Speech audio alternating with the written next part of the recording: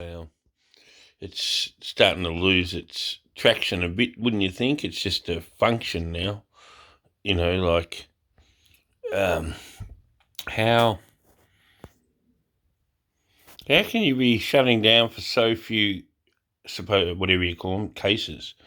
Like really, this isn't about a vaccine. I mean, about a virus at all. It's about selling a jab into your arm at the end of the day. The sales aren't going that well. People are questioning it because even the media is stuffing up, or are they stuffing up, or is it on purpose? Like did Channel 9 go out and say that a lot of the cases of COVID over in the States is from people that have had the jab? Why are they saying that stuff now? They were hiding it. What's going on? They're creating confusion because you know what happens. You've got a whole bunch of people who have taken it. They want you to come down on the Titanic with them now. They don't want it. They don't want you getting on that bloody boat. The lifeboat. No way. They want you to go down with them. So they're going to use this tool and go, oh, if only we could all be jabbed, we can go back to normal or whatever you call it. And that's the trickery that they're going to try and use on us now, guilt tripping. Like, really? Like, seriously, how can people be making a choice on what thing they're going to jab into their arm when they don't even bloody know what's in it? They've all got, there's 10 different versions out there from 10 different companies, and you're going to make an informed decision on what you're going to put into your body. And they're all different. So how could they all be so different and they've never been trialled other than on you? Like how can you have so many different variations? But like, oh, they're going to come out and say, oh yeah, if you take this one, it'll fix that variant. If you take this one, it'll fix this variant. It's just utter confusion. You just look at the articles they've ran over the year. Like, oh, if you're too tall, you'll catch it. If you're too short, you'll catch it. It's like, catch what? Like, most people probably already had it if it did exist. We've already had it and it's done. But no, we're still playing this game and it's going to keep going. It's not about a virus, it's about a digital jab into your body, I feel. That's what it seems.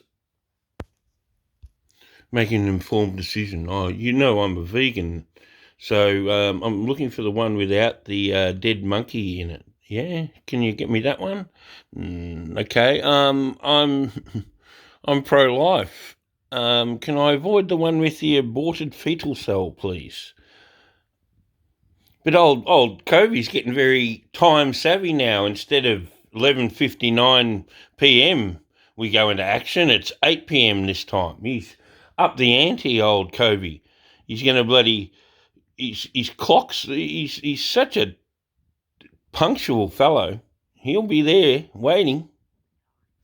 I've still avoided any press conferences. Everything I'm hearing about is all through somebody, essentially, and it's very interesting to hear the different things coming from different people. Oh, it's really hard. I just can't even be bothered getting into the arguments anymore with people because they still can't have a base thing. One, the medical people still can't decide what a virus actually is. What is a virus? There's so many different versions out there. Go and have a look. Go and see. Different doctors have different interpretations of these things. So what are they basing it on to base anything on? They got so desperate with this narrative and trying to keep up this story that they had to go and rehash the old Wuhan thing with old mate Rand Paul and Mr. Fauci. Like they had to go and do a little show for us at the Congress hearing and make out like this thing still exists. Just so, otherwise you've got nothing to base it on. It's never been isolated as far as I know, still, this supposed thing.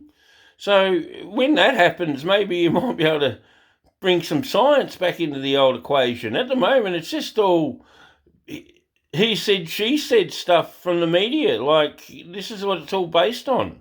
So why are people?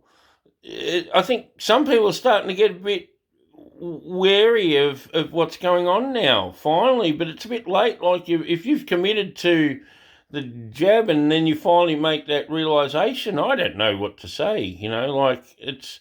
I've got nothing to say really. I don't know. What can you do? It's like, oh yeah, I decided to be a gambler and I blew all my money. Well, we can't go fucking tracking down every bet and getting your money back for it. So I don't know what we do with this situation either. So I don't know. There's going to be a lot of time now with families, where some people are totally against the idea of injecting something into their body that's foreign, and then others are going yes, and if they are scared by the media and the fear, and you're like, this is ridiculous, it's either going to divide you or you're going to end up succumbing to it anyway. So it'd be interesting to see what happens, because they're upping the ante in the guilt tripping at the moment, and they're trying to manipulate you through the media by saying that these businesses are all going to make it mandatory for you, if you want to work there or even go to the site to get you need to have the injection. So you're already creating an alienation stage where, so if you go to the doctor and they say, oh, hey, due to your health condition, I wouldn't recommend you doing that because it might add complications to your health condition.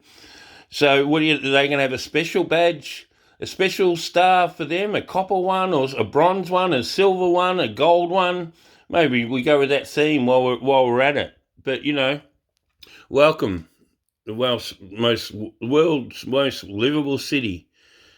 Enjoy your time doing whatever they want you to do. See yous.